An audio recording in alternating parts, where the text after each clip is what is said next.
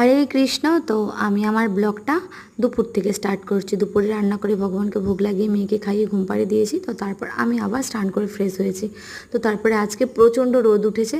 তো রোদে মেয়ে চিড়ে খাই, চিড়ে রোদে দিয়েছি, মটর আর আরও যা যা ছিল সব রোদে দিয়েছি আজকে।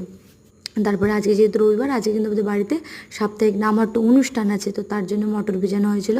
তো তারপরে দেখতে পাচ্ছি সন্ধে হয়ে গেছে বলে ঘুগনিটা বানানো হয়ে যাচ্ছে। উনানেই করছে, আমার শাশুড়ি মা করছে। তো ঘুগনিও রেডি হয়ে গেছে, কারণ তারপর ভক্তরা চলে আসবে। নামহাট্য অনুষ্ঠান তো বসে গেছে, 7টা বেজে গেছে। তো সবাই চলে গেছে, সেখানে নামহাট্য অনুষ্ঠান মোটামুটি স্টার্ট হয়ে গেছে। তো আমি এখনও যাইনি। আমি গিয়ে দেখলাম মেয়েও ওখানে আছে, আর এখানে অনুষ্ঠান হচ্ছে, আমি ভিডিও করছি, মেয়ে আমার মুখে মুখের কাছে চলে এসেছে। তো তারপর দেখো আমিও রেডি হয়েছিলাম। তারপর রেডি হয়ে সবাই প্রসাদ পাবে বলে ওখানে চলে গেছিলাম মন্দিরে। তো আজকে প্রসাদে ছিল নামাটের মুড়ি আর ঘুগনি, এই আজকে প্রসাদ ছিল, সবাইকে এই প্রসাদই দেওয়া হয়েছে। হরে কৃষ্ণ।